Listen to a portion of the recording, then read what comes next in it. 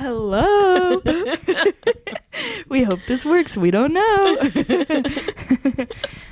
Welcome. You too. Welcome to my room. What are we doing in your room today? Today we're filming a legendary one series podcast episode called The Rebuttal. And what are we rebuttaling, Siri? Well, we just had some things we wanted to chat about because we both listened to Last Album Standing. Yeah. And we know that it was hard to pick. Well, what is Last Album Standing for the four people listening that that might not know? Last Album Standing was a podcast hosted by Cuchna and Charles Holmes, and they picked a bunch of albums that have been released in the last quarter of a century, so from 2000 to 2005. And 2005. Oh, fuck. 2025. This is already going really well. 2000 to 2025. And they duked it out until they figured out what the last album standing was for the best albums of the current quarter century. And while we are not upset with the final result, we're a little bit upset on how we got there. So we just want to make our thoughts heard. And I know that a lot of people want to hear them. People from all over the world really have been asking us, begging us to do this, to right the wrongs suffered at the hands of our ears.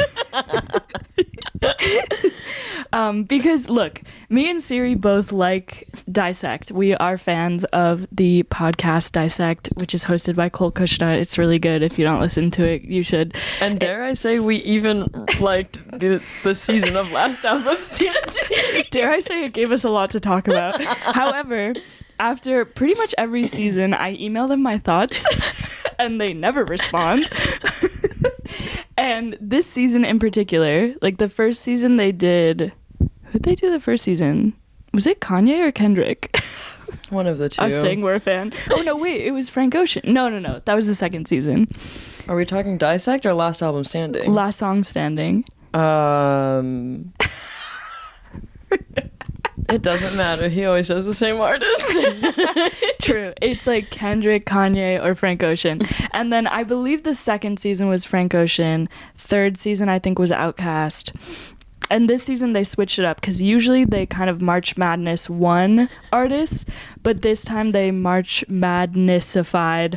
And for the girlies listening, that's like when you... that's like... when you bracket things in order to choose a winner. And yeah, like Siri said, we enjoyed the winner.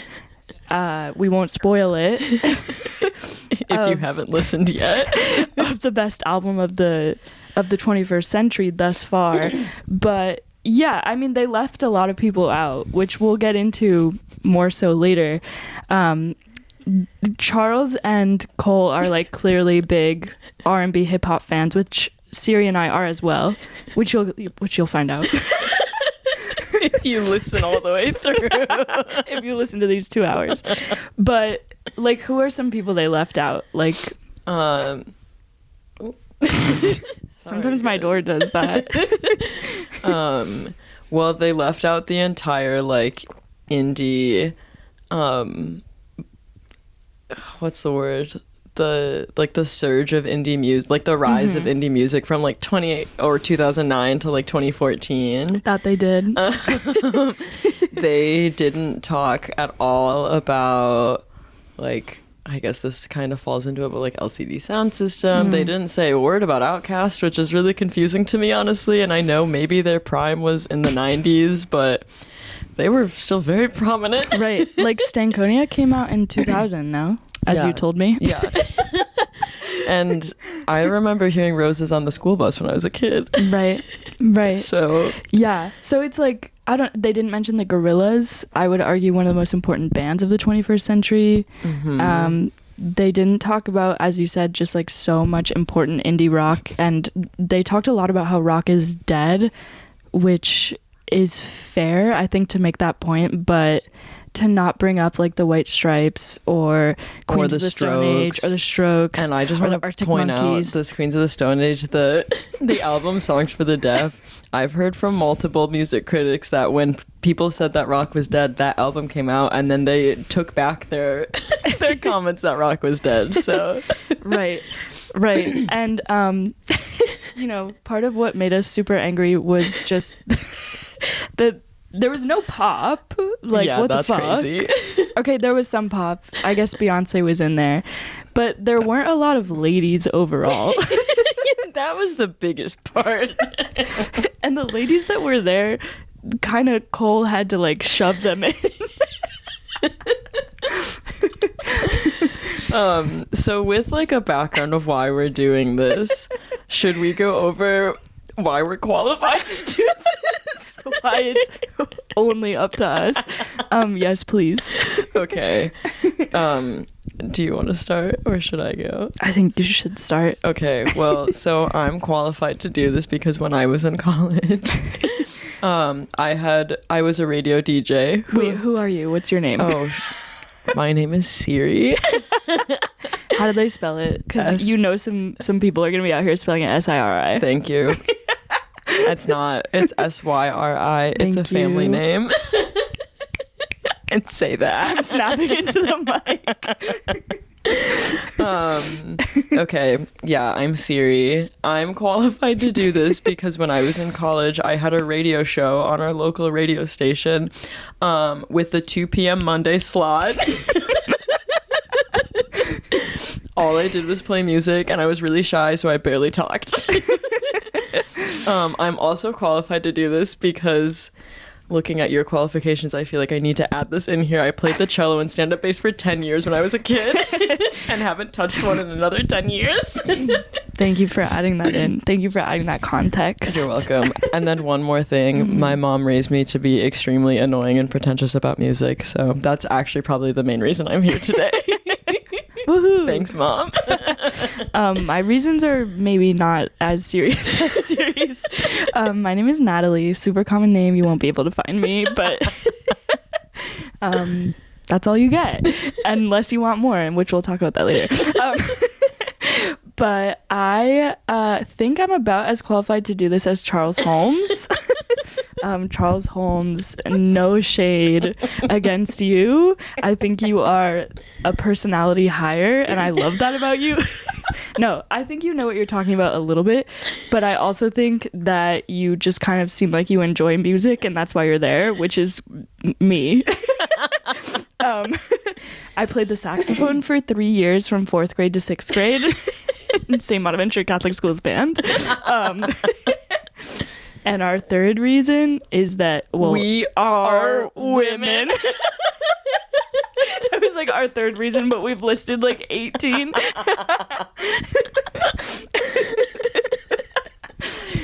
Yeah, the pod desperately needed. Look, we're not trying to like wokeify their podcast, but like we're also just annoyed. There's just like a lack of women voices in just that whole. I feel like the whole podcast. Yeah. Even including Dissect. Yeah. No shade cold. Yeah, a little shade. A little shade, but I still listen to it every season. I mean, even like music journalism in general, I feel like TBH, I can't name a music journalist off the top of my head in general, but normally when I'm looking up music reviews, because I write my own on my own Substack sometimes, it's always a freaking man, which is fine, but like then we're gonna do stuff like this. So no one asked us to do. Now that we gave a super long explanation about who we are and why we're here, we will reveal what our rebuttal first special episode, potentially more, I don't know, we'll see how it goes. Probably not. We might have to do some pop, but we'll see. We're gonna have 2 albums fight to the death today, essentially. Syri, would you like to announce what these albums are? I would like to announce it. So today I will be talking about the critically acclaimed album Back to Black by Amy Winehouse.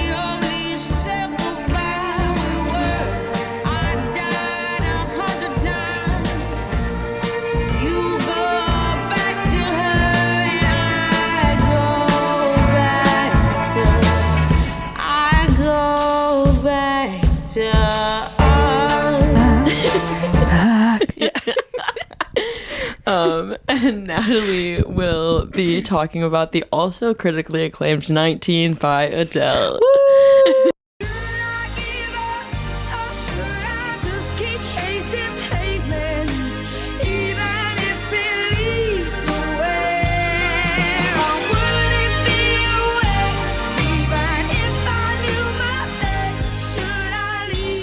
Two British pop stars. If you hear me absolutely slurping water, it's because I'm drinking water.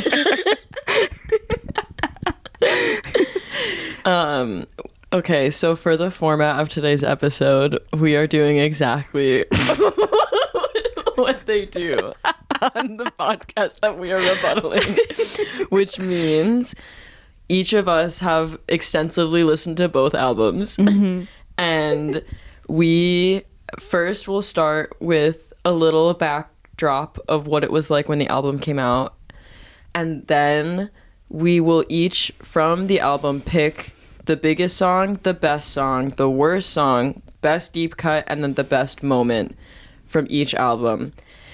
After that, and then we'll do trivia for each one. So I have found a couple trivia questions about Adele, and Natalie's found a couple trivia questions about Amy Winehouse. Good luck. And you need it. And then after that, we will compare each category to each other and pick a winner for each category. And then at the end, we'll crown whoever has the most points, will crown which was the better album. But to be fair, these are both really good albums.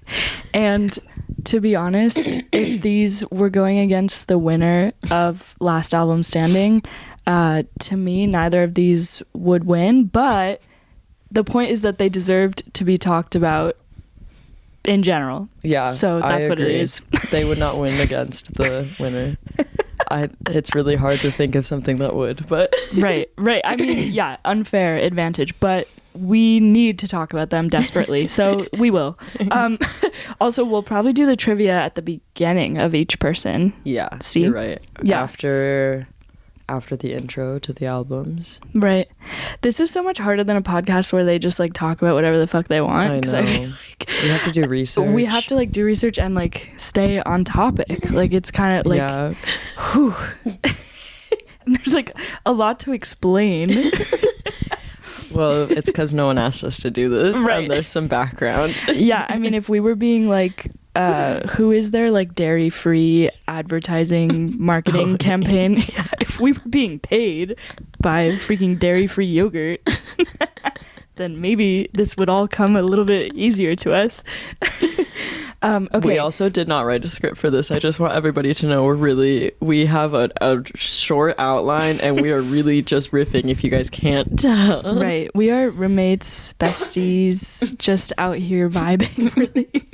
I think if we did write a really strict script, it would come off really like flat too. Yeah, I think so. I don't know. I agree. Okay.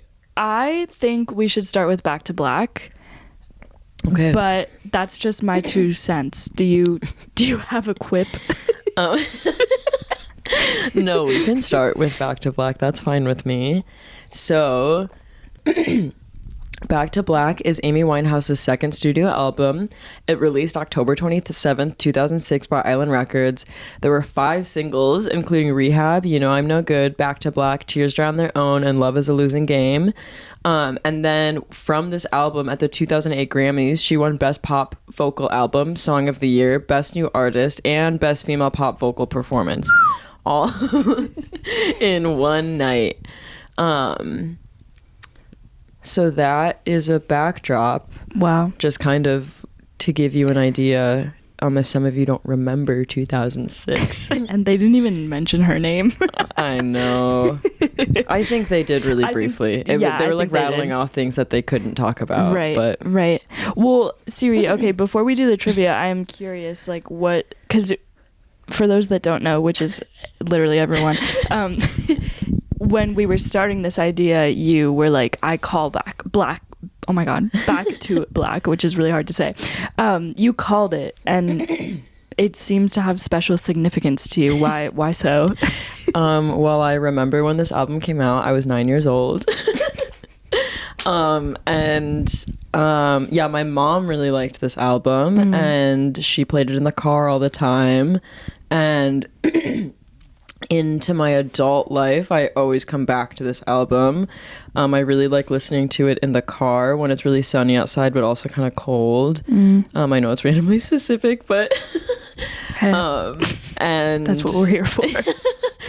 Yeah, I don't know. I feel like Back to Black is maybe one of my first like memories of like a really cultural experience from an album, even if it was to the detriment of Amy Winehouse. But I do remember watching South Park and them making fun of her, and like watching SNL and them like referencing her. Like, I remember her and this album as not just an album, but like the culture around it is very vivid in my brain, even if I was only 9 years old. Right. It did really change so many things, and I think when I was reading about it, I don't want to give too much away before we do trivia, but it has influenced so many people, both her albums, but this album in particular was so special because it was such a mix of different genres, and she was so unique herself, and there was just no one that really like looked like her, was doing it like her. So R.I.P. Amy, we love you. If you guys haven't seen the documentary about her, you have to. It's so good, but also it's really sad and you'll probably cry. Yeah. It came out in like 2015 or something like that. Yeah, it is really good. We watched it last year. Although Syri had already seen it. Okay, are you ready for trivia? I am. Also, just want to say that depending on who wins this trivia, did we agree that whoever loses has to buy the other a cameo? Is that what we're doing? We can, yeah. Okay. We can like a reasonable cameo. Okay. Yeah. I don't know if that makes sense, but we're gonna do it. Okay. Question number 1. So Syri has the opportunity to earn 3 points here. If she beats me, she has to buy me a cameo, I guess. Or the other way around. We'll figure it out. We'll fix it in post. It's a little joke here we say on the pod. Okay, number 1. Legendary ballad Tears Dry on Their Own is set against a backing track of a more up-tempo Motown classic. Which Motown classic is it? Oh no. You can take time to think. Again, we'll edit it in post. Jack, if you're listening. Jack, cut this part out. Hold on. Let me listen to it in my head. I kind of think you can get this. I think I can get this too. But unfortunately, Right as Rain is like looping through my head, and I know that that's not it. but I'm already so familiar with Back to Black that I just spent like 2 days listening to 19 because I'm less. Okay. Fuck. Give me 2 seconds. There's no rush. It's on the tip of my tongue. You grew up near Detroit. Detroit needs this from you. I know. I've been to the Motown Museum. We almost lost Detroit. It's like... it's on the tip of my tongue. I want to give you a hint, but I also don't want to give you a hint because then I think you'll get it. Yeah, no, can we come back to this? Because if I think about it some more, I think I can get it. Yeah, okay. We can come back to it. Okay, number 2. Which pop star dyed her hair blonde at the beginning of her career because she kept getting confused with and or compared to Amy Winehouse, and she wanted to differentiate herself? Oh. She got compared to her because of her looks or how they sounded? More so because of their early sound and just like both being pop stars. Whoa. I was only 9. Well, think. I was only 9. I don't know. Do you want me to tell you? Yeah, I'm not gonna get that. Okay, that one is Lady Gaga. Oh, I didn't know that. Which is surprising to me, but I read that because she had more of like a jazzy feel very early That's on. true. And her voice is also so like power ballady. Yeah. That people, and like she had that kind of like crazy kind of high hair. Yeah. And so people were like comparing her a lot to Amy Winehouse. So she was like, okay, I want to go blonde. I see. Okay. She went poker face mode. She went poker face. She went disco stick mode. Yeah. Also, I think I have the answer to the first question. Okay, what is it? Ain't No Mountain. Yes. Yeah. Good job. Ain't No Mountain High Enough, which was originally recorded by Marvin Gaye and Tammy Terrell, is the backing track for Tears Dry on Their Own.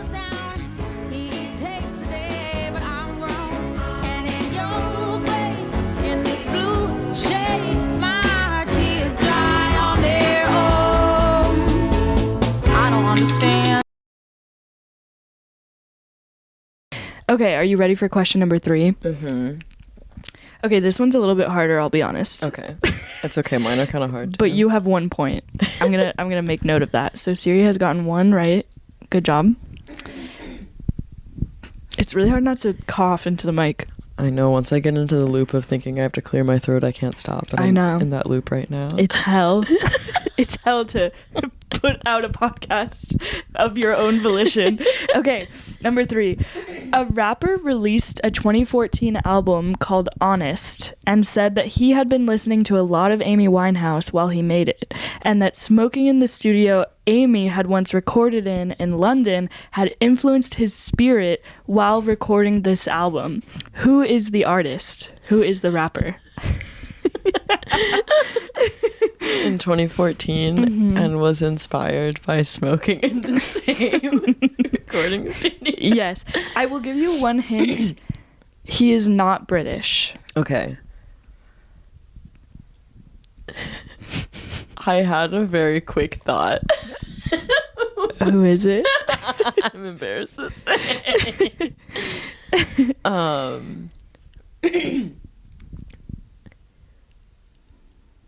My very first thought, and I'm trying to think of timeline, and I don't think that this works very well. Unfortunately, I'm not familiar with the album. Tragically, I'm really not familiar with the album name, Honest. Can I get 2 guesses? yes. Can I get 3 guesses? You're asking for a lot. All right, you can get 3. Okay, no, I'm gonna give you 2 guesses, and then I'm gonna tell you who my initial thought was, because I know it's not right. Okay. Okay, my first guess is J. Cole. Okay, it's not right. Okay. But you can have 2 other guesses. Okay, and then my second guess is Kid Cudi. No. Okay, and then the one that I know is not right, but I think it's gonna make you laugh, is my very first thought was Wiz Khalifa. Honestly, that's not that far off. I mean, it is far off. People will get mad at me for saying that. It's just they're both kind of silly guys. It's Future. Okay. Which kind of surprised me as well, but he loves Amy Winehouse, I guess. Okay. That, yeah, that makes sense, I suppose. In no way, shape, or form. Having almost never listened to Future, sorry, Charles Holmes, who apparently thinks Future is better than Solange. What? Whoa, that's crazy. I mean, he hasn't said that sentence, but he has implied it as he has implied it as such. Yeah. Maybe I'll go back and listen to Honest and see if it sounds like Back to Black. Yeah, see if you can hear any of the influence. But okay, you're leaving that trivia with 1 point. Woo! That's pretty good. I might get 0 points. Okay, so should we get into the categories? We should. Okay. Biggest song. Okay, I had to look up by streams because my initial gut reaction was Rehab. Right. But it's not. It's Back to Black. Right. Back to Black has almost 1.5 million streams. Billion. Not billion, million. Really? Sorry. Because I looked up today and it has like 1 billion streams on Spotify. Really? Yeah. Wait. Look it up. I'm gonna grab my computer right now. I think it's possible, and I'm an elementary school teacher, so this is really embarrassing, but it's possible I read the commas wrong. Oh no, you're right. Oh my god, I read the commas wrong. It's okay, you're not teaching children, it's fine. Billy. Okay, yeah. Back to Black has 1.5 billion streams. That's crazy. Due to me being 9 years old when this came out and Rehab being the song that everybody unfortunately was making fun of her for, I thought that would be the biggest one. But I guess luckily it's not. But yeah, I mean, the song is so good. It's so fun.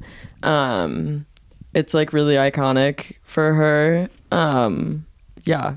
I mean, I just went off streams.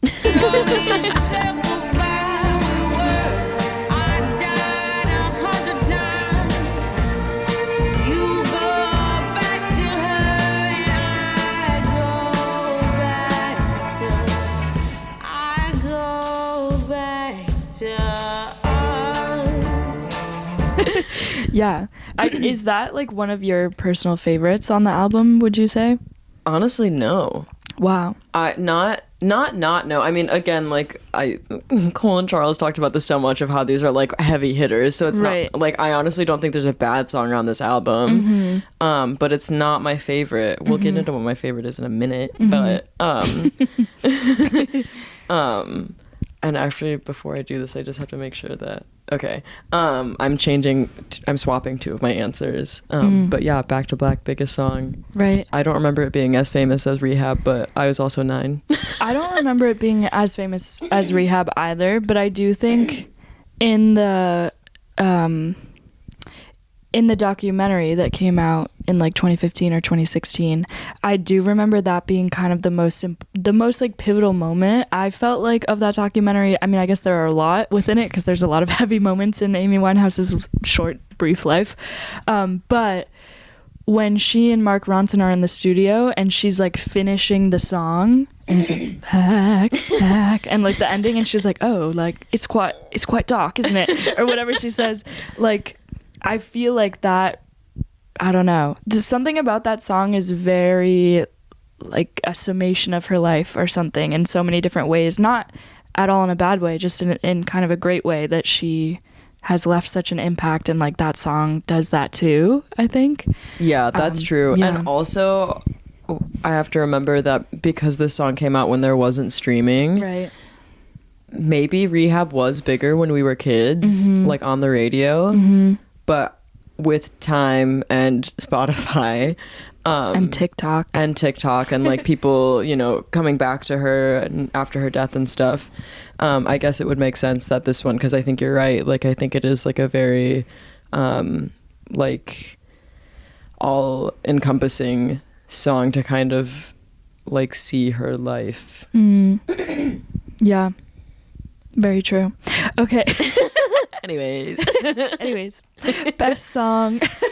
Okay, my best song from this album is my favorite ever from this album, and it's Just Friends. I love this song. Aww. I think it's actually so sad, but it's like so fun, and like it sounds really fun, and I just really like it. It's been my favorite since I was a kid.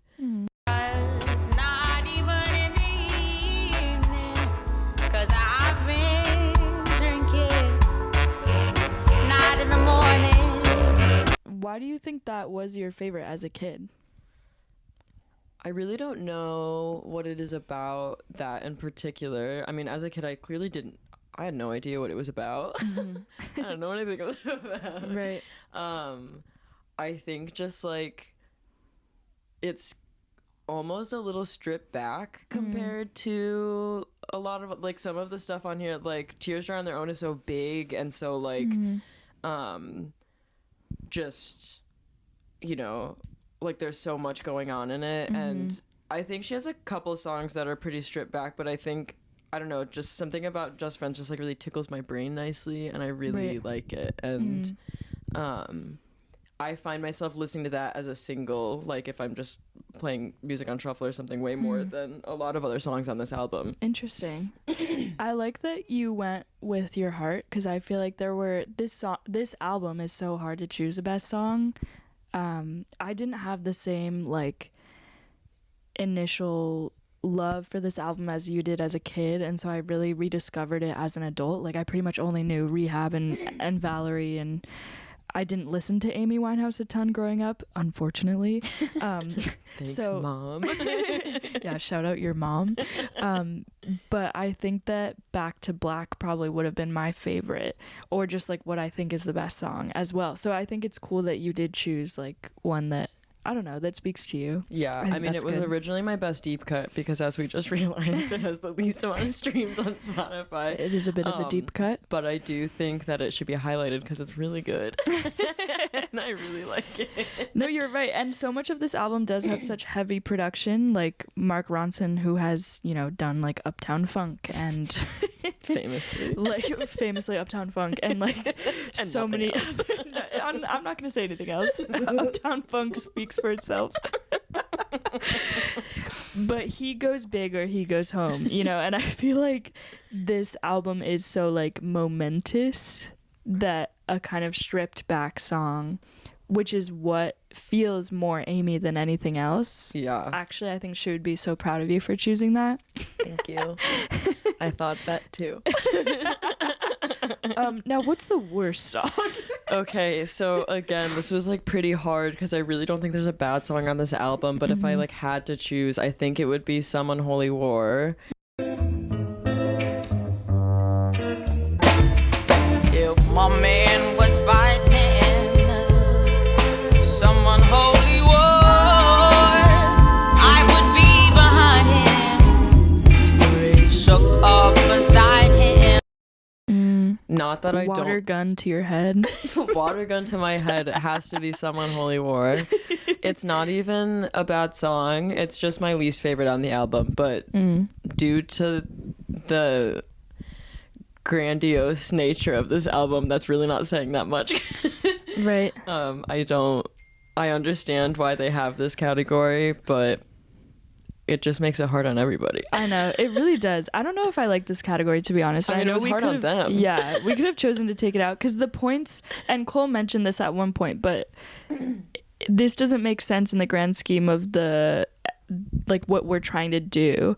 Because if you win worst song, that goes for a point towards your album, Yeah. which I guess makes sense. But it's also like, doesn't that just mean that it's worse? Yeah. I don't know. Or is it a better, worse song? We have to figure that out, but we'll figure it out later. I had put Addicted as mine. Oh. Just like, I know yours count more for this because this is your album, but Addicted is not my fave, but I do think it's beautiful and it should be on there. I did leave that out because that was part of like once the deluxe version came out, that's when they added Addicted, but like the original album didn't have that song on it. Oh, I didn't know that. Yeah, so I also think that is, I would have put that as the worst, but I kept it off because it wasn't part of the original album. Because it's deluxe. Okay, I see. Do you think that the song you chose for worst song, like Some Unholy War, does that like add anything to the plot of the album, do you think? Yeah, I mean, I don't think she wrote songs on this album that didn't have a meaning or didn't have like something that would add to the story of this. Right. Like, I mean, it's only like 34 minutes. Yeah, it's quite a short album, and she just like, I don't know, from what I've learned from watching her documentary a couple times, it just didn't seem like she was the kind of person to just write like a fun song. Like I think she really wrote from the heart and didn't, I don't know. Yeah. And at her time, at the time in her life that she wrote this, it seemed like she kind of just needed to get it all out on paper. Yeah, it was like a just like a immediate reaction to my stomach just made a crazy noise. Just like an immediate reaction to Blake dumping her and going and dating somebody else. So I don't think that I think that taking Unholy War out would lose something in the album. Right. Okay. I just thought that was important to note. Okay, best deep cut. Okay, so again, I swapped these, but I think the best deep cut is Wake Up Alone. I put that too. No way. Let's go. By the bed, pour myself over him, moon spilling in, and I wake up alone. Borrows my heart. I love that song. Yeah, it's so good. Again, like what we were just saying, I mean, I think this song like really adds to like how she was, like, you can really feel how she was feeling at the time listening to this. Yeah, that song really fucks me up. To be honest. Because I feel like even just factoring in, and again, if you do go back and watch that documentary, like how much of her stardom took over her life and how she also had to deal with her addiction and her unhealthy relationship and just being like a young woman in the music industry. I think you really feel that vibe of like, it's all on you, kid, at the end of the day. And that is like the most heartbreaking thing about this. I think that she felt that way, or that she had to feel that way. Yeah. But then she wrote it so beautifully. I know, it's really good. Is all I can say, really. Yeah. Is there anything else that made you pick it, or that sits with you in particular, or that you like about the production, or blah blah blah blah blah? No, not really. I think because this album is so short and there were so many singles off of it, there were like only so many to pick from for like best deep cut. Right. And again, if Just Friends wasn't my favorite, I probably would have picked that for best deep cut, but I just had to give her a little shout out. Aw. Very sweet. Okay, best moment. Okay, so I just want to preface this with, I actually had kind of a hard time picking best moment for her because this album is like surrounded by so much tragedy. Right. And I mean, obviously there was a lot of reasons that like led to her death, but her being ultra famous was certainly an extremely large factor. So it was tough to like anytime I thought about like a moment around it, like the first thing I thought of was like all of the, like I said, like South Park and on SNL and stuff, but like all of those were pretty negative portrayals of her. Right. But what I did come up with was at the Grammys, like I kind of pointed to earlier, she won 5 awards in one night, which made her tie with 5 other artists to be the second most awarded female in a single night at the Grammys, which I think is pretty incredible. And I guess again, my like first gut reaction was the night at the Grammys, but unfortunately on the documentary they talk about how when she won all those Grammys, she like of course was happy and stuff, but then she got off stage and told somebody that like she felt nothing from that because she was just like so numbed by I think she was clean at the time, but she just wanted drugs. Right. So I didn't feel that like her reaction to the Grammys was like was a good pick for this section, but I do think like her gaining that like that title of being one of the most awarded women in music in one night, I do think that is worth noting and celebrating. Yeah, definitely. I love that. And was she able, do you know, because I actually don't remember this from the documentary, does she fly into Los Angeles? No, I actually just read about this today. She didn't get to fly into Los Angeles because the U.S. denied her visa because she had a classic America. She had a history with narcotics in the system, and so they denied her visa for a long time and she couldn't come. And then 2 days before the Grammys they said, okay, just kidding, you can come. But at that point it was too late, and so she had like a virtual viewing party in London. Wow. And then there was like a big virtual performance from her in London that was aired in America. I can't imagine that, like, making such a huge achievement. I remember that now in the documentary where she's like kind of in that like hall or whatever. Yeah. So it's like she still has an audience, but it's not obviously what it would be at the Grammys. Yeah. That's just so crazy to win that achievement and then be in a really different place at a really weird time in your life. Like, of course, but Yeah. oh, it's very sad. Yeah. But also, I'm actually very glad that she was lauded while she was alive. Yes. Yeah. You know, even though it led to a lot of paparazzi taking advantage of her and people looking too closely into her life, I hope that she always knew, like, how, you know, huge she was and how important she was to so many people. Yeah. I hope she knows too. I think that's a good best moment. Yeah. I think your job was hard, to be fair. Yeah. I almost wanted you, this would have been really hard and wouldn't have made sense to a lot of our 4 listeners, but there's like some Twitter videos of her that resurface every now and then that are like her just saying funny things at a thrift store, like Yeah. I don't know, just making some comment that's like hilarious. And I feel like they wouldn't have necessarily made sense with Back to Black as an album, but I feel like there probably are somewhere online some hilarious video of her like saying something funny. Yeah. I do feel like I remember a few of them of her like calling people cunts or something. Yeah. It's pretty good. Yes, Amy. Exactly. Okay, whoa, should we recap what your choices are? Yeah, so to recap, my biggest song was Back to Black with almost 1.4 billion streams. Billion. With a B. Best song was Wake Up. Oh, my bad. I'm reading off my thing and I changed it. My best song was Just Friends. Worst song was Unholy War.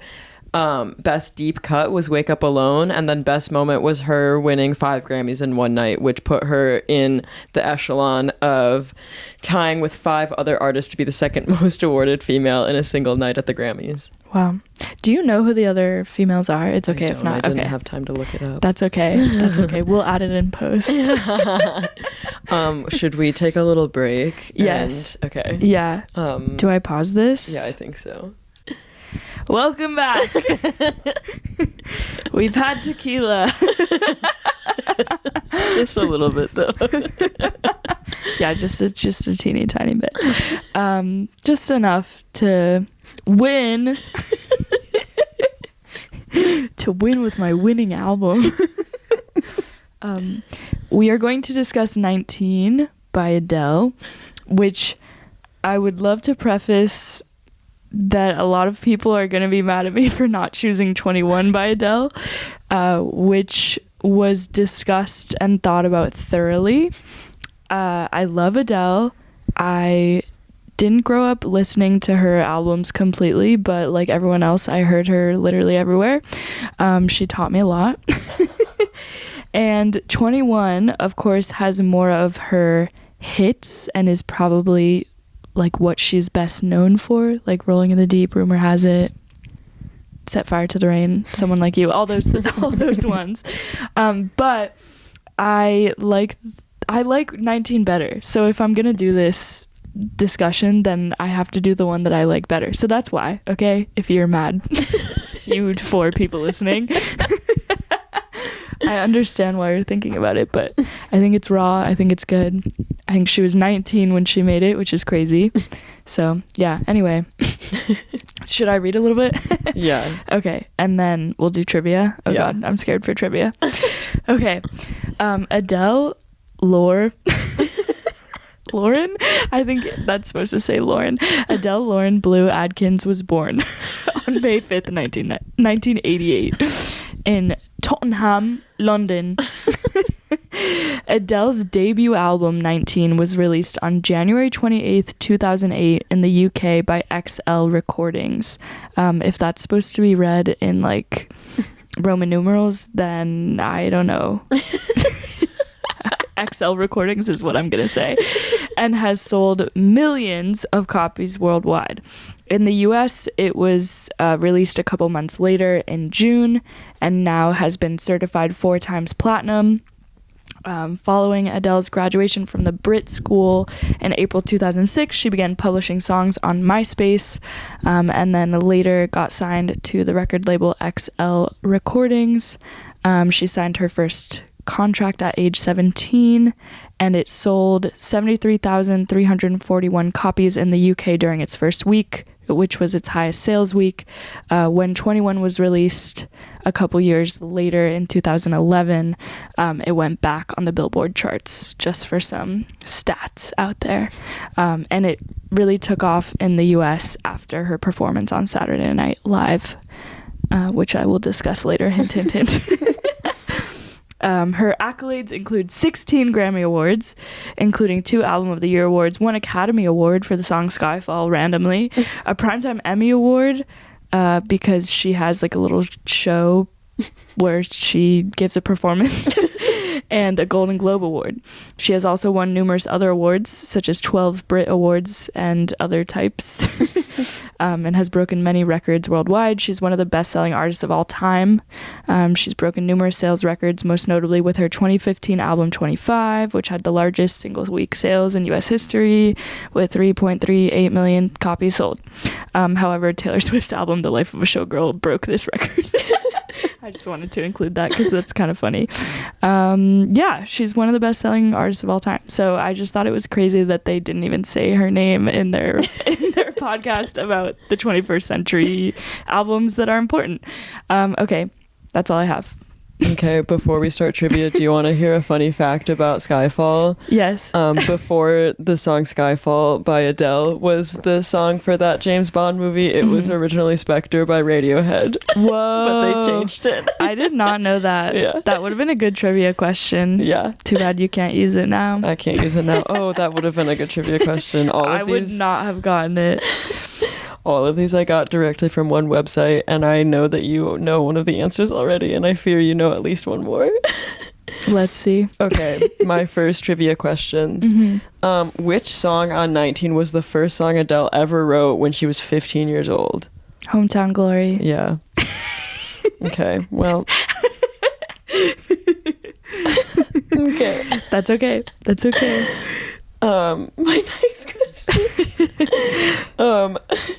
Mark Ronson was one of 3 producers for this album. What other critically acclaimed album did he help produce just 2 years earlier? Back to Black? Yeah, it was. As soon as I heard you say Mark Ronson's name earlier, I was like, God damn it. Sorry, I did my homework. It's okay, I didn't. Just want to point out I have 2 points. This last one I don't know if you're gonna get. Okay. Before she made it big, Adele lived in a small 1-bedroom apartment right above a bookstore owned by what famous British actor? Oh my god, I don't know this. This is a fun piece of trivia. A British actor? Mm-hmm. Famous man. Famous man. God, why can't I think of one British actor? Hugh Grant. It was Hugh Grant. Are you serious? Siri, that was just the first British actor that I thought of. You were better than me. When you said that, the first thing I thought of was Benedict Cumberbatch. Well, I was like early 2000s. Yeah, that's fair. But that's crazy. How could she afford that? Well, at that time? I mean, it was just the apartment she lived in wasn't owned by Hugh Grant. It was just an apartment above the bookstore that he owned. Oh, okay. That's so crazy that I just got 3 points, and I'm so sorry. But also, I think that means I have to buy you a cameo. Oh, yeah. So, did I really win? Also, though, before we get into your picks, I just want to highlight something that I found. Please. I was looking for these. It made me laugh really hard. I found this thing where a quote that Adele said about chasing pavements. She said, "I'm starting to not understand it myself now because everybody's like, I don't get it. Even my mom is like, I don't get it." And so I don't think she or anybody else really actually knows what that song is about or means. That's so funny. I do remember, I was gonna talk about this in like why I love this album, but my first phone was a T-Mobile Sidekick. Yeah. And I got it in like late 6th grade, I believe. And I think it was really only because T-Mobile was doing like a 2-for-1 deal. And I think my sister was getting a phone and I wasn't supposed to get a phone, but 2-for-1. And shout out my sister because she had really good music taste. And I remember she showed me Chasing Pavements and First Love and Make You Feel My Love and Melt My Heart to Stone and like a few others. So those were some of my first songs on that album, and on that phone that I would listen to all the time as I like rolled my roller skates around my neighborhood. And yeah, it does feel very formative, even though, like I said, I wouldn't consider myself like, I didn't go back and listen to Adele's albums in full like as a teenager, but I do feel like at that time, like middle school or like very early adolescence, this album like taught me to sing. Like it felt very like gospel, very soulful, which is kind of what I was listening to a lot at the time, given my upbringing in the church. And I remember not understanding what Chasing Pavements was about, but that it felt very powerful. And now you can feel better knowing that Adele felt the same way. Yeah, I mean, I was like, what are pavements? I don't think I knew when I was in like 6th grade. I was like, is that what British people call sidewalks? And I still don't really know if that is what they call them or not, but but we'll see. We'll see over time. Pavement. Okay, do we begin? Yeah. We can start with Adele's biggest song. Her biggest song of all time is not on this album. Yeah, well, the biggest, 19's biggest song. Yeah, 19's biggest song. Okay, this tripped me up because according to most recent streaming records, Make You Feel My Love, which is a cover, has over 1.3 billion streams. Oh my God. So it is technically more popular than Chasing Pavements. Originally, I thought that Chasing Pavements would like for sure be the standout single, but it's not. However, I was going to kind of ask you about this because she was nominated for 4 Grammy Awards at the 2009 Grammys for Record of the Year for Chasing Pavements and for like Song of the Year. And she won 2 for like Best Female Pop Vocal Performance and Best New Artist. But the ones she didn't win for were for Chasing Pavements. So I don't know if that was relevant to you. Like, I don't know why Make You Feel My Love has way more now, but I feel like at the time, the single was Chasing Pavements. Well, I think it's maybe similar to what we talked about with like Rehab versus Back to Black. Just because this did come out like, I guess 2008 was like budding streaming era, but like still not quite. And now that they have streaming, obviously, excuse me, I don't know. I feel like that has a little bit to do with it. And also, this may be a crazy take, but do you think the Bob Dylan movie has anything to do with the uptick in streams? Wait, that's funny. I didn't even think about that because I don't remember it being like a part of the Bob Dylan movie at all. But just like bringing light to him. Yeah, could be. It's a beautiful cover. Yeah. She kills it. So we'll leave it. It's fine. That could be biggest song. Okay. I could make you happy, make your dreams come true. Nothing that I wouldn't do. Go to the ends of the earth for you to make you feel my love. I'm so sorry, but whatever the biggest song was not going to beat Back to Black. At least in this category. Yeah. So, little preview there, but Make You Feel My Love can win this one. Yeah. Okay, that means I can choose best song. To me, it must be Chasing Pavements. It just must be.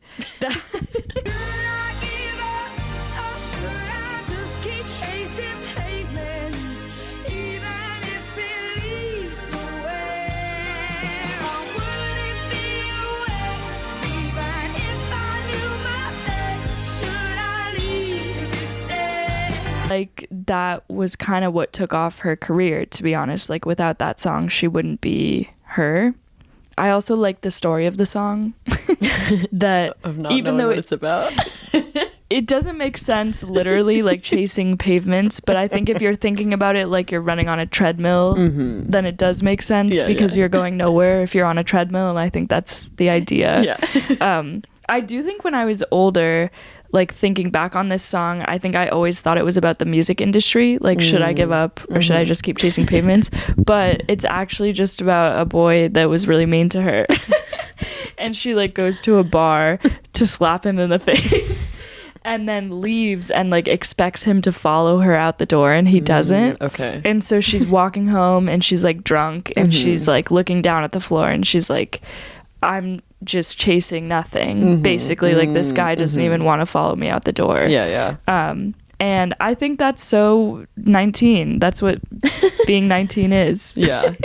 That is what being 19 and British is. Exactly.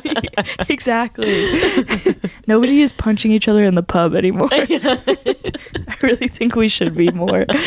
And I just think it's so well written for a 19-year-old too. Yeah. Like my back begins to tingle finally. Like that. It's just so good.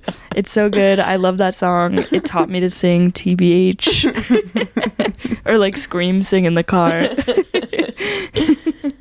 Yeah. That's my best song. Nice. Okay. Well, then did you choose one as like a fun backup, or I not officially, but if I had to choose the best song on this album, honestly, I don't know. See, it's hard because I don't know if I want to choose the best song or my favorite song. Right. Just so we all know, my favorite is Right as Rain. I love that song. Actually, no, I'm going to lock in. Right as Rain is the best song on the album, I think. Syri locked in.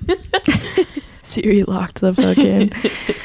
Okay, I have worst song next. Is that what's next in the... Yes, it is worst song. Worst song, this was also hard because, to be fair, like, Back to Black is an incredibly tight album. I don't think 19 is quite as tight, but I think it's still a pretty tight album. Like, as I was listening to it, I feel like I realized that I loved this album more than I thought I even did. It's only 12 songs. It's only 43 minutes. It's not like there's a lot of like fluff there. So it was a bit hard to delete one. But I would take away Tired personally. Okay. The night fell off your mind.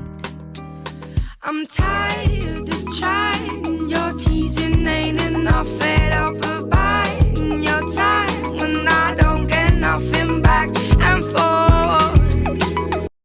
I think that also, I'm just looking at the streams now. I didn't do this earlier, I swear. But it does have the least amount of streams as well. Not saying that me and the public are on the same side, but... But yeah, I don't know. That one, it's just not my fave. It just doesn't do much for me. That's fair. My least favorite is Cold Shoulder. That's kind of surprising, actually, because that's the one that Mark Ronson helped produce this album, but he only produced one song. And it was Cold Shoulder, which is kind of crazy. That is crazy. And it has more of like a poppy feel than the rest. It's closer to Uptown Funk than it is. It is. It's closer sonically to Uptown Funk. That's true. I do like the song. Like, I do think it's beautiful. Yeah. Her performances of it live are good, but I understand why you chose it. Yeah, again, it's hard to pick the worst from all of these. Okay, fair.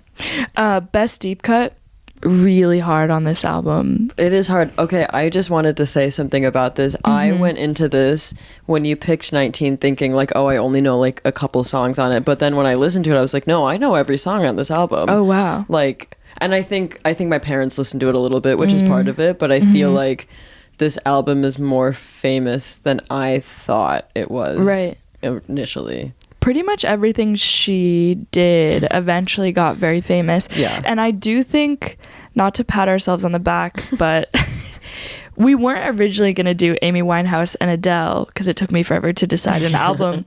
But I think it makes so much sense to do them together, not to pit them apart or to pit them against each other because they're both incredible, but like so much of what Amy did later like came to Adele. Yeah, she And- kind of like laid the framework for her. For sure. And they were always like, their voices sound similar because they both have just incredibly rich voices that can go to so many different places, and are just like huge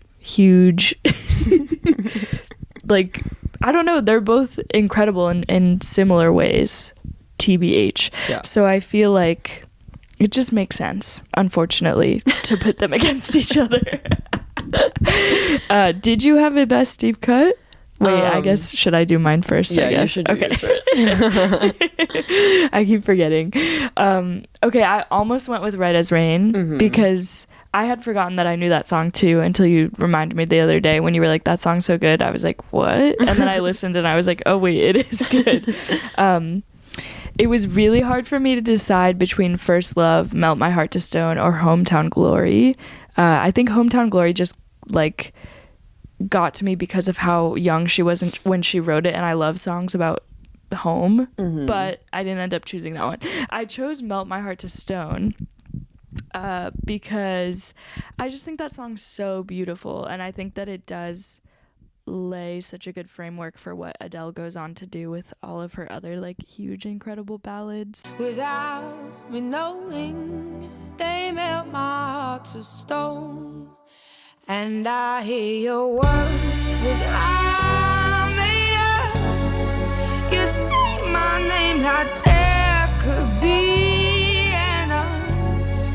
I best tidy up my head. I'm the only one in love. I'm the only one in love. It's just kind of authentic. It's just her voice. It's kind of like classic. There's not a lot going on. But I really like the writing. And weirdly, I knew this song pretty well because Childish Gambino samples it in one of his like really early mixtapes. I think Cul-de-sac maybe. A song called Do Ya Like. But yeah, I mean, I wrote some of the lyrics out just because they're so good. But when she's like, I'm forever excusing your intentions, then I give into my pretendings, which forgive you each time without me knowing they melt my heart to stone. Like, that's so crazy for a 19-year-old to write about such things. It's just very impressive to me, lyrically, sonically, all those things. I think it's really good. Did you have one?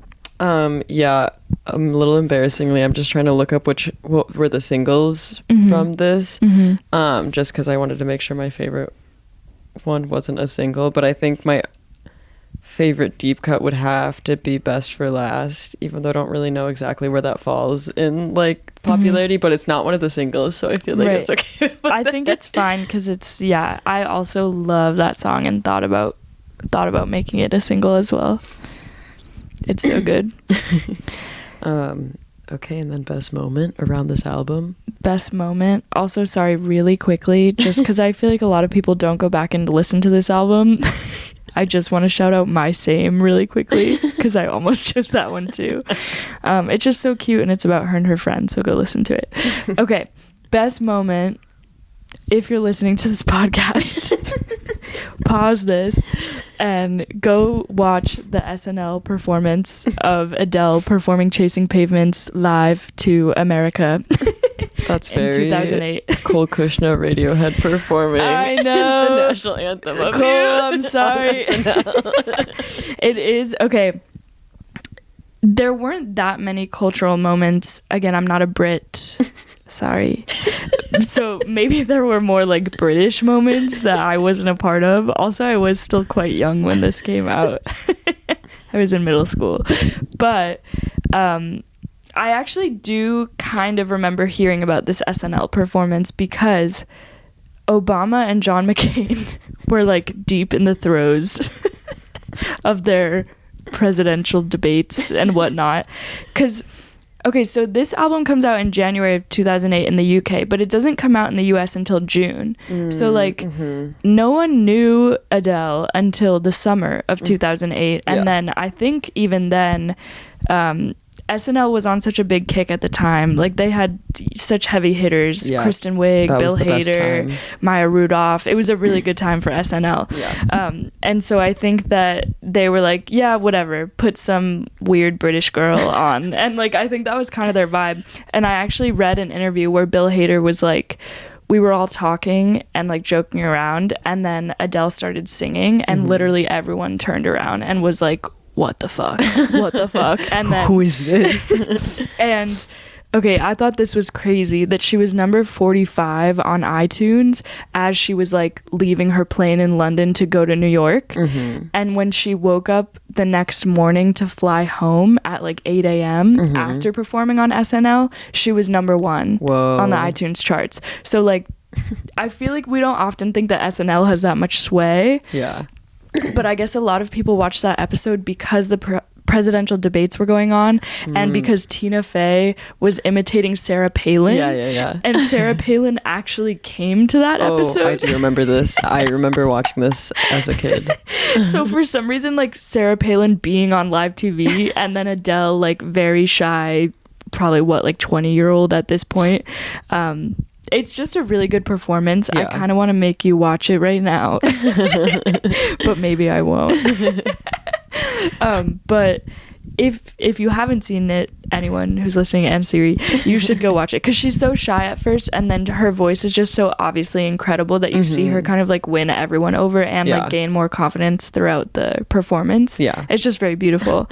And it is like what she later talks about in interviews, like, I don't think America would have given a shit about me if not for that. I mean, I think eventually she would have, like, I think by her next album she would have really hit it, but I see the cultural significance of that time. Also, shout out to my 6th grade teacher who made me pretend to be John McCain in a debate, because she, and I quote, knew that my family went the other way, but I was mature enough to handle it. That's so crazy.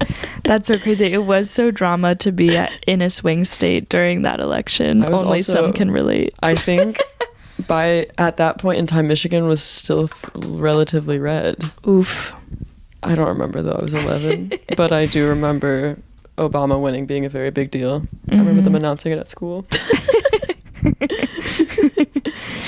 I do remember that too, and I remember people in my school being mad because I went to school in Florida. Also, I feel like 2008 was just like a heavy hitter culturally. Like anytime I think of like, oh, what year did that movie come out? It's almost always 2008. I know, something happened to the world in 2008. Well, Twilight came out. Right. Wait, Siri, that's so true. That's so true. I gotta think about 2008 more. But yeah, that's my best moment. She cracked America. Well, should we recap what you picked for your categories, and then we can get to the fight? The fight. We're gonna physically fight. Me and Siri are gonna punch each other in my room. Hunter comes in, we're both like passed out. Okay, recap. Biggest song, Make You Feel My Love, originally by Bob Dylan, performed by Adele Atkins. Best song, Chasing Pavements. Worst song, Tired. Best deep cut, Melt My Heart to Stone.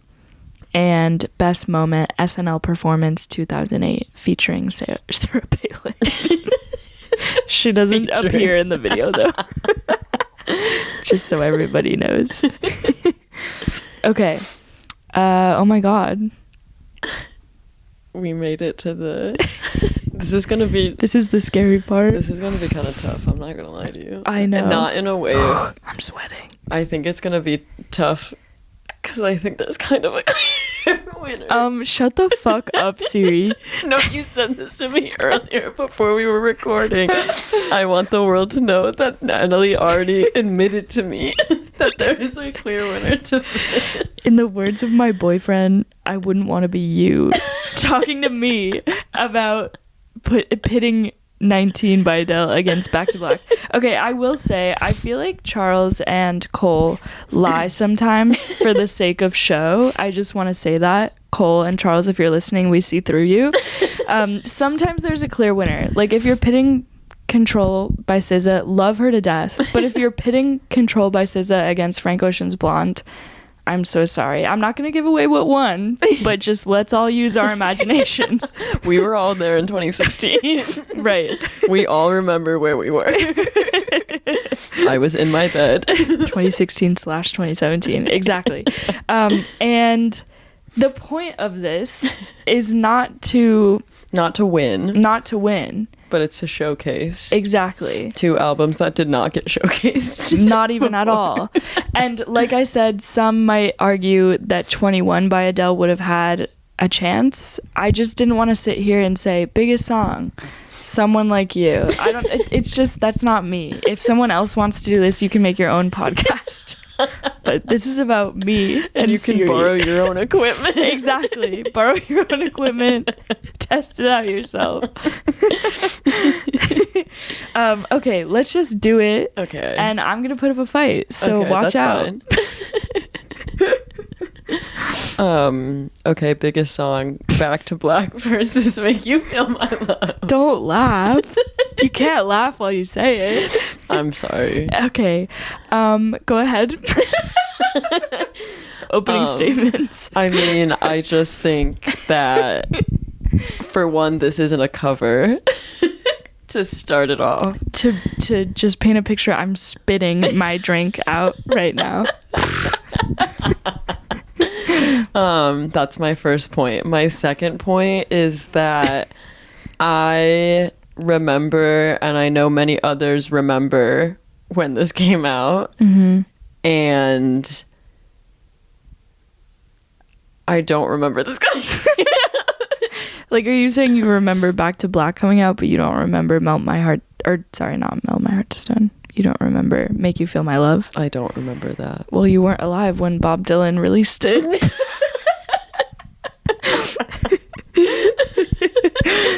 Okay, true, but we're not talking about Bob Dylan. Right. Okay, I will say you're right. Like, I'm not even gonna argue on that one. Amy, she's my freaking girl, so I'm not gonna do that to her. Back to Black is one of the best songs of all time. Yeah. And it's fine if that wins. But just again, to reiterate, if you have not listened to 19 in a minute, Make You Feel My Love is a really beautiful cover. It's really good. But I do think, just by like principle, I don't think a cover can win No. any of these categories, really. No. But shout out for her to make such a good cover. Right. It's true. I'd rather give her those streams than Bob Dylan. Hey, man. Listen to my song on Spotify, man.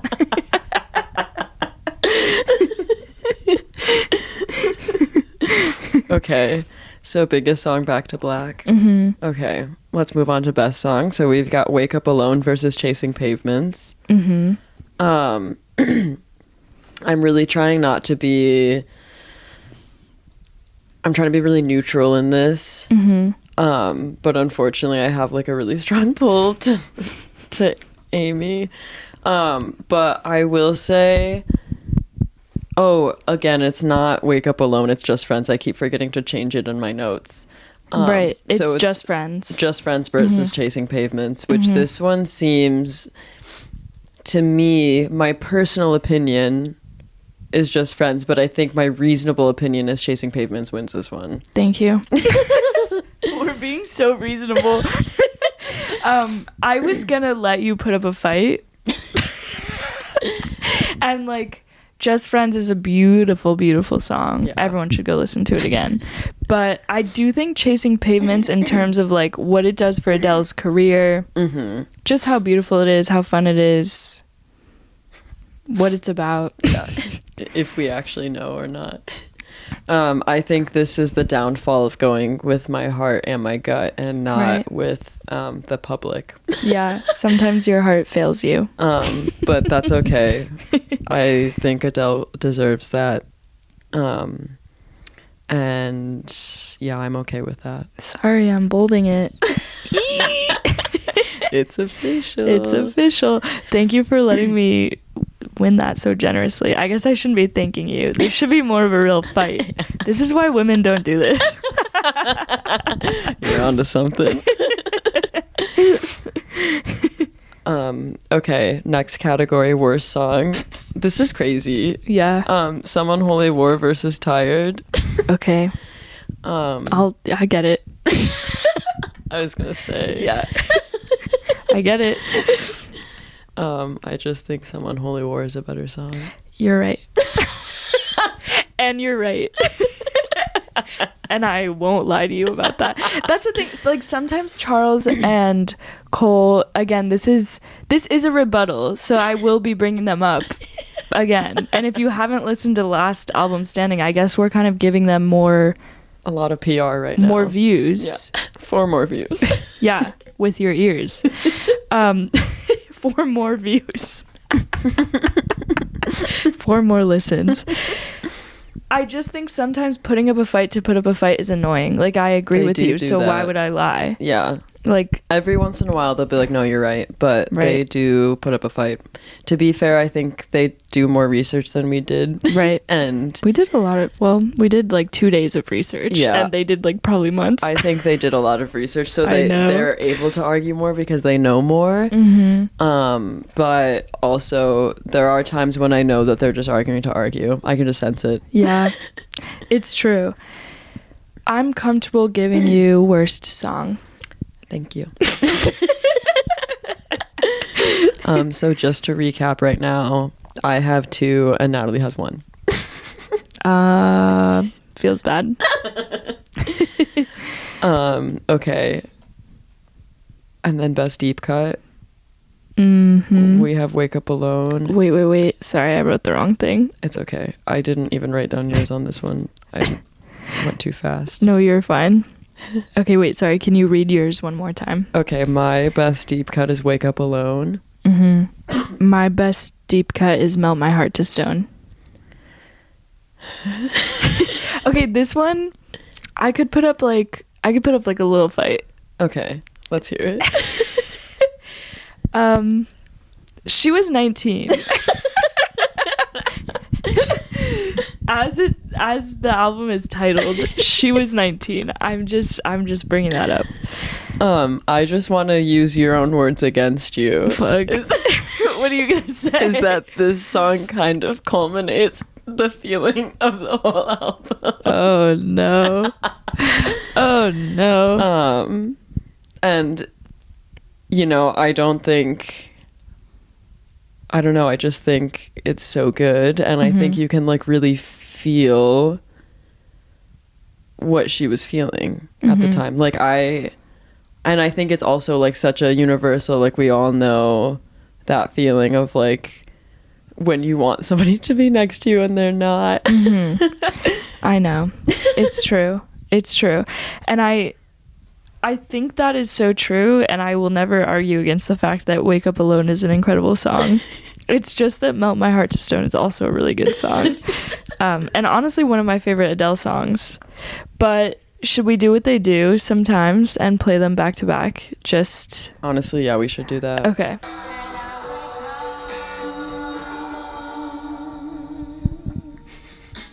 It's so good. Okay. And now... Wish forgive you each time without me knowing they melt my heart to stone, and I hear your words that I made up. You say my name like there could be an Okay. Thoughts after listening? Okay, I actually do have a thought that is more than just I like one better than the other. Okay. My biggest critique with the Adele song is that song to me sounds a lot like Chasing Pavements. Like you could just insert the chorus to Chasing Pavements there and it would work. I honestly, when I was first doing like a big re-listen since I was a kid, I thought that there was like a mistake because I thought that Chasing Pavements was just on their 20s.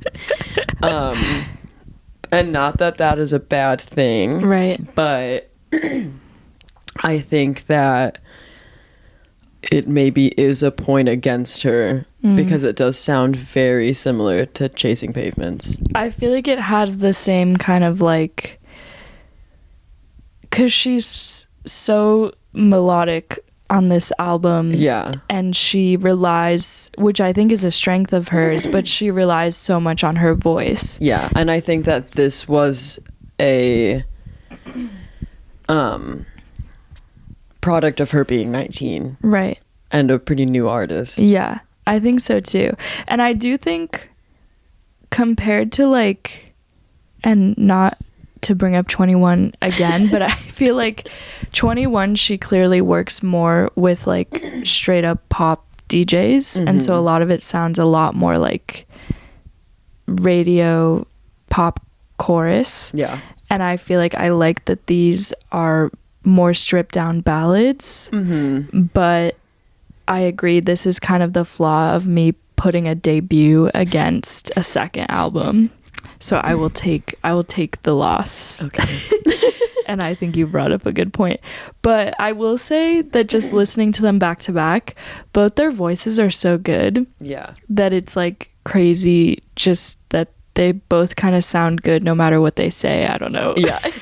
And I don't feel that way about every artist. Like I feel like there's so many songs that I'll listen to, especially nowadays, where it's like those bad pop songs that like workout girlies put in their YouTube videos. And I'm like, this isn't a song. This is not a song at all. And these are songs. So you know I'm just putting that out there. But yeah, okay, Wake Up Alone can beat Melt My Heart to Stone, even though I am sad. And then best moment from the two. So I have the 2008 Grammys where she was it 2007 Grammys? Or no, it was 2008 Grammys. Really? I do think it took a little bit for this album to take off. Oh, like they did them the following year after. That's so weird. Okay. But I think her getting to a place where she is tied with only 5 other people to be the second most awarded female in a single night at the Grammys, I think that's a pretty big deal. That's my moment. Not to take anything away from women. Hate taking things away from women. But I think the SNL performance is so sweet. And I think that it speaks to just like the power of America, not in a classic imperialism way, but in a way where like I don't feel like she would have been as household a name if she had not done that SNL performance and it had gotten as big. I think to your point, like she would have been discovered because her voice is incredible and it's not like she wouldn't have taken off ever. Yeah. But I feel like she might have had more of a run of like a Lily Allen or like Ellie Goulding, who both have incredible voices but are a little bit like stuck more so in the UK scene, I would say. Yeah. And something about like her being different and her being unique and getting on that stage and being so young. Yeah. This is a tough one. This is a tough one. The Grammys are a big deal. And I do think too that Amy Winehouse's death makes this harder. Right. Because she didn't have time to gain like what Adele has now. Right. And it's kind of hard to pit like, because yours is essentially the start of her career and mine is essentially the end of her career. So I fear that that's tough. I think that is tough. I was thinking a lot about this as I was listening to both their albums the past few days because they're about kind of a similar thing. Like 19 is largely about a breakup that Adele was going through with her first love and just how like gut-wrenchingly painful your first love breakup is. And I think that Back to Black is kind of about a similar thing, and maybe it's a more adult version of that, but Blake seems like he was largely her first love and kind of like the biggest love of her life. Blake. Angry at you, Blake. That's a different discussion. Yeah, it's a different discussion. But and her just maybe kind of losing faith in humanity a little bit. And and even though 19 doesn't quite have that, like I feel like it has some elements of that, of just being like afraid of what the world is in many aspects, and particularly how women are treated in the world. So I don't know. I think you're right, and you do bring up such a good point that Amy does not have what she deserves, which is more time to become, and like she is a household name with just 2 albums, but hopefully she would have gone on to create more if she wanted to, or she would have been like Frank and just had 2. But but I don't know. This one is tough to me because the Grammys are important and they do mean something, but the Grammys also annoy me and I hate them. Yeah, and in some sense they mean nothing. Right. And same with SNL, to be honest. Like SNL performance doesn't mean a ton, but I think the like little sweet underdog story it has is just touching to me personally. Yeah, no, and I guess the fact that kicked her career off is maybe a bigger deal than the Grammys. I mean, the Grammys are a big deal, but by this time she was already like people were already listening to her. Like, I don't think the Grammys made it so more people listened to her. Like, it was 2 years post her album, so yeah, I would maybe even give you the SNL thing because of that. Whoa. I could even show you a little bit of it. No, I mean, I believe you. No, I do think like the kicking off career versus like just receiving praise for what everybody already knew is different. Right. And I think the kicking off a career means more, maybe. Well, I also think that like, thank you. But I think that in Amy's case in particular, if that Grammy speech or just winning those Grammys in general had been like more of a happy thing, but I think again, I wasn't there. I was barely even really alive. I mean, I was alive, but I like didn't have a personality yet. But like how it is portrayed in the documentary, she seems quite trapped when she wins those 5 Grammys, even though I'm sure it is, as I said earlier, like it's amazing that she was awarded and she should have been awarded, but it's not necessarily a happy time in her career. Yeah, no, you know? I think if I remember correctly, she said that she felt nothing after winning those awards, which is so sad. Right, which you did say was hard, and sorry to pit that against you. No, it's okay. Okay, I'm gonna take it while I can. So what has scores right now? Okay, so biggest song is Back to Black. Best song is Chasing Pavements. Worst song is Some Unholy War. And then best deep cut is Wake Up Alone. And then sorry, best moment. Just skip it over it. Best moment is Adele's SNL performance kicking her career off in the US. Woo! Okay, sorry. So you have 3, and I have 2. Is that correct? Yeah. Oh. Me realizing that I lost in real time. I actually thought we were tied. I was like, we're gonna have to do some sort of tiebreaker. But no, I congratulate you. We're shaking hands.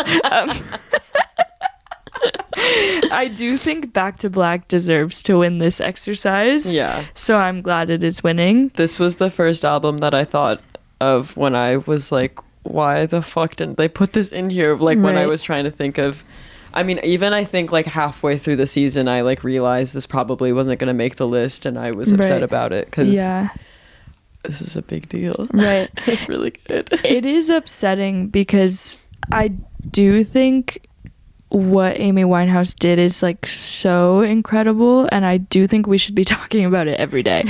Like, a lot of people try to make good revenge depression albums, Yeah. and they are not always good. No, and even the good ones rarely come close to this. Right. Like, you know, like Princess Diana's like little black dress moment Yeah. will go down in history forever. Yeah. This is that. Like, Yeah. she killed it. A Yeah. lot of people make really bad like, and this isn't even a fuck you album to the world, but it's a little bit of like a this is who I am, Yeah. whether you want me to be it or not. And just I think she just does it so well. So I yeah. almost picked for best moment her hair and her eyeliner. Yeah. Because of like Honestly, I would have given you that. I just think like there's so many iconic things from this album, including her hair and her eyeliner. Right. Like, she's one of those people that you could see a silhouette of her and you would know it's her. For sure. I just think, yeah, I don't know. It's just crazy to me that they did mention this album ever so briefly when they were rattling off things that they didn't have time to talk about. But right. Didn't have time. You had time to talk about clips. Sorry. I know clips is important to some people, and that's not valid. me. But they didn't bring up Amy Winehouse. Yeah. No, What the fuck? It's crazy. Right. And I do, just the more research I did about Adele, I know like selling records isn't everything, and that's not what should be counted as most important, but she's sold a crazy amount of records, like crazy amounts of records. And she also she's won like, I saw a number of how many awards she's won, like almost 600 awards just over her career. Yeah. And it might I think it might be let me look, sorry. No, that's okay. Yeah, is this specifically for Grammys? No. Yeah, she's won 539 awards for this album and was nominated 760 times over her career. For one album in particular, or just all her albums? All her albums, yeah. Wow. I mean, that doesn't surprise me, but it is but it is incredible. And I think Amy as we said earlier, set the tone for so much of Adele's success. Yeah. But I do think that Adele like took it and ran and was like a unique pop star, because if you go back to the early 2000s or even the 90s, besides like Celine Dion and Whitney Houston, we didn't have a lot of singers like this. And so a lot of like ballad. Yeah, or not people just that can do this much with their voices in the way that they can. In 2012, she was nominated for Record of the Year, Song of the Year, Best Short Form Music Video, Album of the Year, Best Pop Vocal Album, and Best Solo Performances for 2 different songs with Best Solo Performances, and won all of those. Wow. That's insane. Yeah, I mean, I think for a long time, and still kind of to this day, you couldn't like go to a coffee shop without hearing Adele. Yeah. And so, yeah, I mean, we really don't need to reiterate to you listeners, 4 of you, anymore, just how weird and crazy it is that they didn't even mention. I mean, okay, they mentioned Amy Winehouse once. Yeah, so briefly. Yeah, so briefly. I think that they definitely deserve at least a discussion in what they've contributed to music at large. It is shocking that Adele's name wasn't even murmured. Yeah. In a reverent hush. That's crazy. It is crazy. Yeah, her voice alone is just extremely powerful and so cool. Yeah. And just watching videos of her, or like watching the little interviews that I got to, like, she's so funny, and I'm glad she's famous, even though I know it's really hard. Okay, whoa. So Back to Black has beaten 19 by Adele. Is there anything you want to tell our listeners, Syri? Thank you to our 4 listeners. Thank you so much for joining us on this journey. I think we both had a lot of fun doing this. Boy, did we. If one of our 4 listeners wants another one, maybe specifically pop-based from 2000 to 2025, think Lady Gaga, Rihanna, things of that nature. Throw Chapel in there. Throw Chapel Roan in there. Throw Sabrina in there. Olivia Rodrigo. We'll Yep. put New Girls. We don't care. Yep. If you want that, let us know. Right in. And Right into the show. Right into the show. Right into the pod. A lot of you probably know where we live. And then Cole and Charles, if you make it this far, let us know. Did we make the right choice? And also, why didn't you talk about Adele at all? Not Yeah. even murmured her name. Yeah, why didn't you do that? Also, if you're listening, why didn't you answer any of my emails from the past 3 seasons? And I guess I had to make a 2-hour reaction podcast to get your attention. Also, me and Siri are like available to be on your team if you would like us to do an internship with you. We don't live too far from Sacramento. I think Natalie would probably be better for that than I would. But no, I would, Siri's gonna be there too. if she's not there, I'm not there. You have to pay us both plus benefits. Just for some context, Natalie quit her job to pursue writing, and I work in the woods. So you tell me which one is going to be better for an internship at your podcast. I don't know. You kind of sound like Bonnie Bear over there. Okay, well, thank you for listening. Yeah, thank you for listening. Just some little info to look out for is that me and Siri will be writing out our top 5 albums of 2025 as the year wraps up. It is now November. When this releases, it will likely be December. Maybe January. Maybe Jan. But we got to get it in before the end of the year. Okay, I'm just thinking of post. Oh, the post.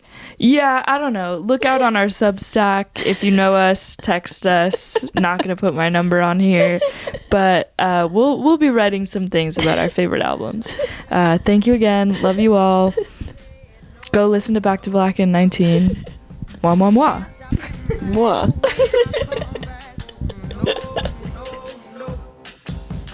I ain't got the time, and if my daddy thinks I'm fine, just try to make me go to rehab. I won't go.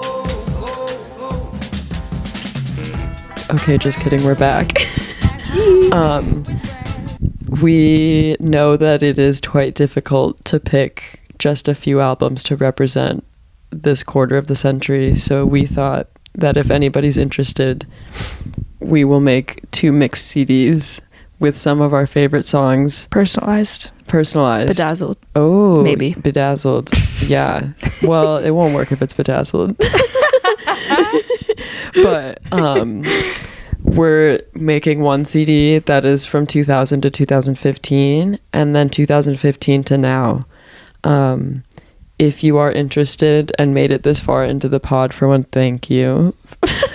And for 2, you just have to text us the secret word. And Natalie, can you tell us what the secret word is? The secret word is CONBAD.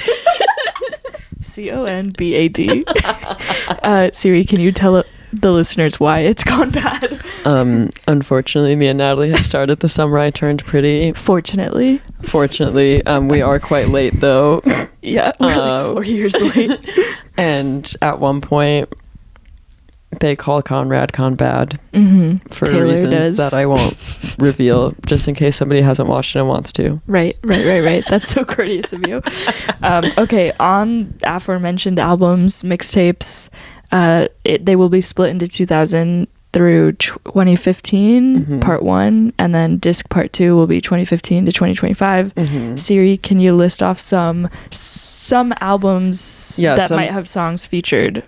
Some things you might expect are maybe a song from Songs for the Deaf by Queens of the Stone Age, maybe something by Future Sex Love Sounds by Justin Timberlake, perhaps something from American Idiot by Green Day, or Stories from the City, Stories from the Sea by PJ Harvey.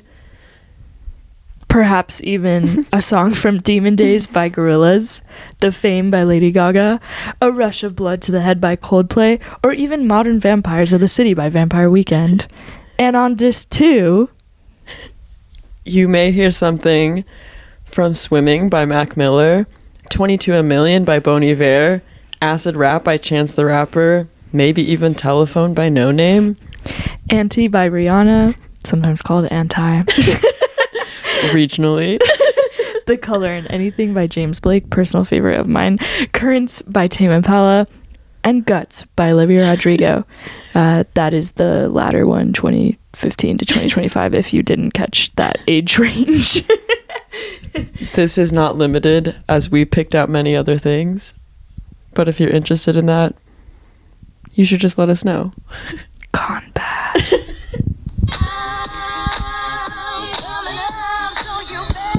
Get the party started with Now That's What I Call Music.